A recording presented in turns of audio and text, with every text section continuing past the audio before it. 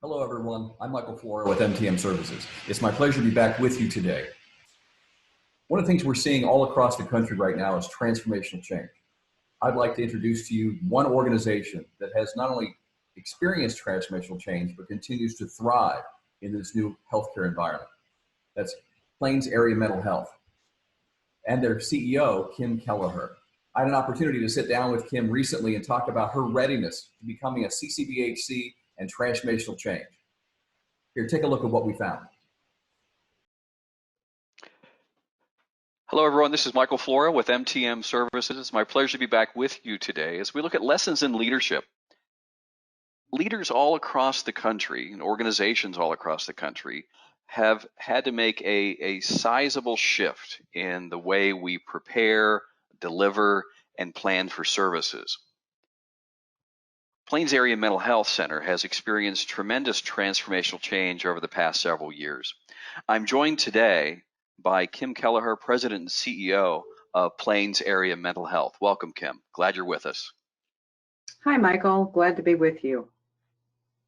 Our focus today, team, is to really think about the role of leadership in transformational change, especially short-term change, moving things very quickly with that sense of urgency now, but then planning in the short term in chaotic and really unprecedented times. So we're going to look at an organizational overview of Plains Area, how this organization prepared for change, the outcomes of their change initiatives, transformational change management, how to make that happen, the importance of strategy in these chaotic times, and some takeaways. Kim, tell us a little bit about Plains Area Mental Health Center. Okay, well, Plains Area was established in 1972, so we've been around quite a long time. We are an accredited community mental health center by the state of Iowa Department of Human Services. We're also a licensed substance use disorder provider.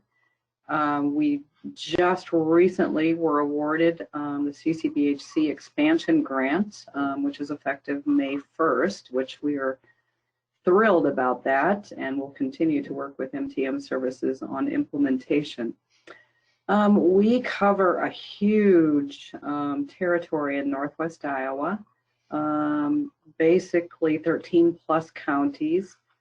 We have approximately 124 employees right now, but we're adding and growing continuously. We do have 12 office locations across Northwest Iowa, and we have been using telehealth between our offices with our own providers for many, many years. We provide a whole different array of outpatient mental health services, crisis residential, mobile crisis. We do a lot of community trainings. We do provide school-based and jail-based services as well. But, telehealth has really promoted us and saved us during this COVID-19 pandemic. And just to give an idea of kind of where Plains is located, in thinking of, in that northwest area of Iowa, and the amount of service area that you cover is tremendous. And I remember when we were working with you on your same-day access, we really pushed tele because of the distance between your locations.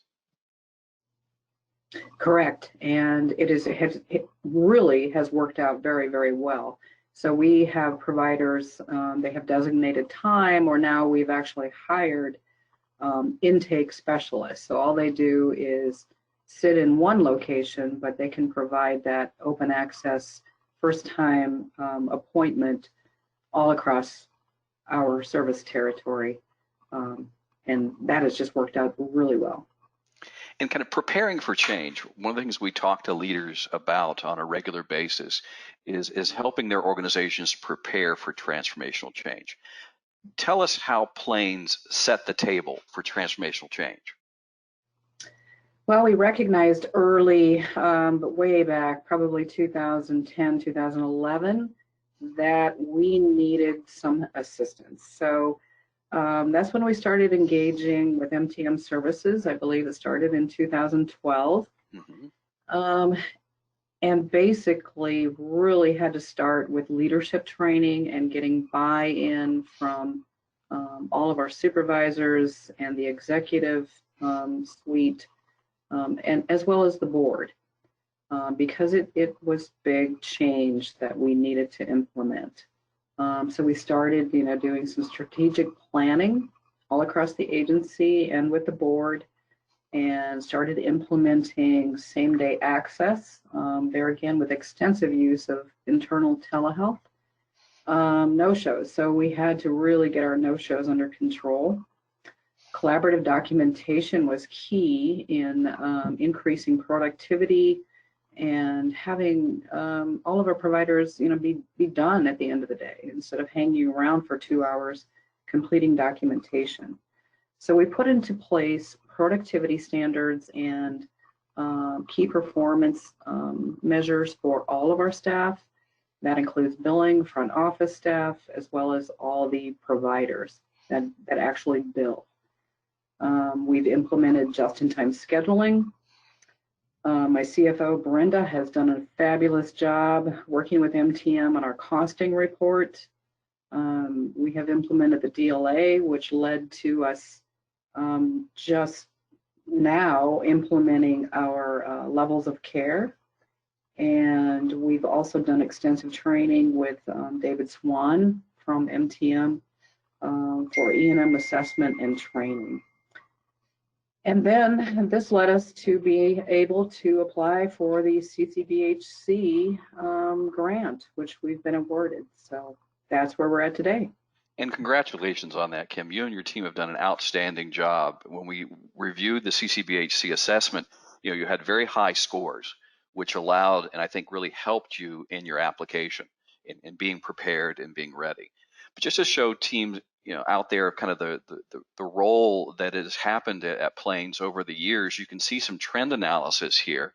And one of the things I want to point out is that think about where they started and where they're at now. Kim, you want to talk us through this profit loss graph?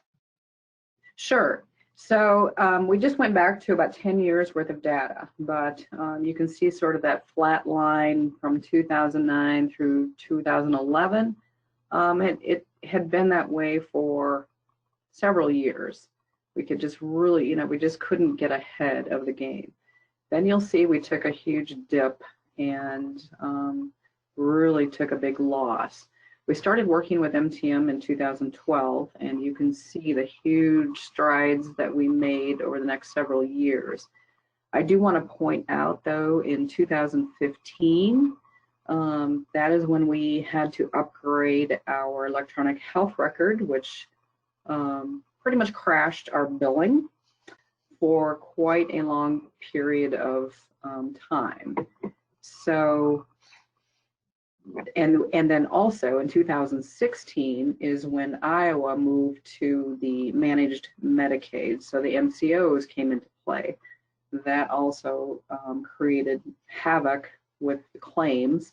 But then you can see in 2016 through 18, we took a huge leap again and were able to easily recover, which really says a lot for our transformational change and being prepared for what the future may hold, and just being ready for those dips. Mm-hmm. I think you're to be commended because that net gain over the last 10 years is over $708,000.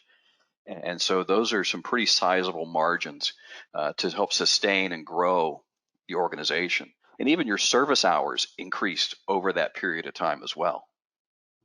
Right. So we implemented the productivity standards and could see in about 2013, up to about 2018, our services provided continued to increase. And I have to mention that about the end of 2018, where you see it just slightly dip, we did lose a few providers who moved on. But we're holding steady. And actually, through the COVID response, our numbers have remained steady, and we've also had some increases in new intakes. And I think that's important to talk about is, setting the stage for change management allowed Plains to very quickly pivot from traditional office-based services to expanding telehealth. All of their providers, right, Kim, were used to and very comfortable with tele. So it became sort of an easy transition. And what I'm hearing you say is that because of that sort of anchoring and sort of galvanizing change within the organization, productivity remained the same or got improved, and your Exactly. no-shows decreased during this last month.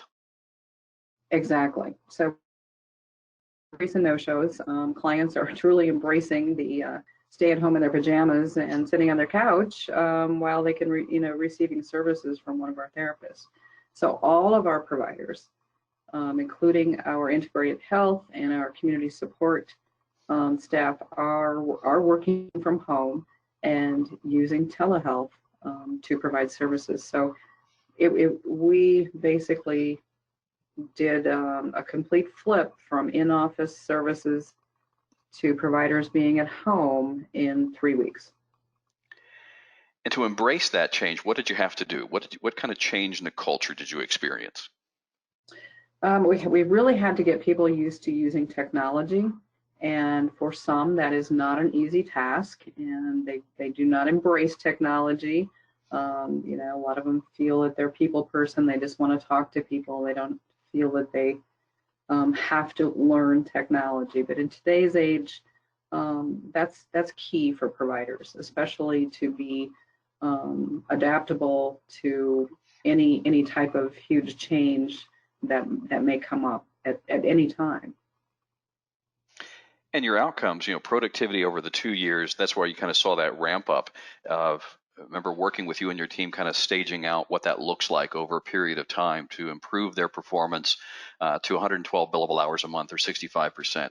Your no-show goal, again, went from FY15 to 22% to now, 13% or less in a no-show rate, with 87% of your clinicians meeting or exceeding their expectations. But you did put some incentives in for the team to help them with that change. Correct. We do have a pretty healthy incentive plan, and but it really works for us. And our clinical department pretty much saves the day with our budget. So the clinicians that we've had that are sometimes way exceeding the 65%. Some are at 120 to 130 billable hours a month, but they do get compensated well, and they've all embraced it very wholeheartedly. So it's been really working well. Excellent. So what's the strategy going forward? How will what you've learned or what you've put into place help you with your new short-term strategy at Plains? Well, I think going forward, of course, we'll be implementing, the CCBHC model, but we also need to prepare for value-based purchasing, which our managed care organizations in Iowa are looking at, as well as the state is looking at. And we also would like to be able to, show better outcomes, better data collection, in going forward to work with our private payers to maybe do some value-based purchasing with them as well. And also to really be able to take care of not only our clients, but our staff. We have got to continuously look at our data and our financials. Without revenue, we just can't maintain. So I believe that's a huge factor in culture change and having your staff understand why revenue is important. And to piggyback off that a little bit, what for the other leaders out there, supervisors, managers, CEOs, board members, what are some of the key takeaways that you would recommend that they really focus on? One is data. You have to have good data. You have to be able to show all of your staff the why behind you need to change. So that would be, the data on capacity, how much are they really doing? Sure, their schedules look full, but what's their no-show rate? So how many people are they actually seeing? Financial data, the two go hand in hand. And recognize the leaders. We've had some tremendous people sort of bubble up through all of this transformational change that have really championed the change and brought others along with them. So we recognize those leaders every day and be transparent. We started having monthly all staff meetings, started them, to be mandatory, and we just shared financials, we shared data, and just talked about it monthly. Outstanding. What about your rapid response for COVID? How's that a good example of how Plains is positioned for transformational change going forward? Well, I think, early on too, we recognized technology is key to our everyday service provision, and without the technology, and it has to be good technology, so I would highly invest in technology for your agencies. But we were able to completely transition to virtual services, including our front office, in less than 3 weeks. Mm-hmm. So we have approximately 95% of our clients are actually set up with Zoom, and it is the HIPAA compliant Zoom because that's what we had been using, and our providers were used to it.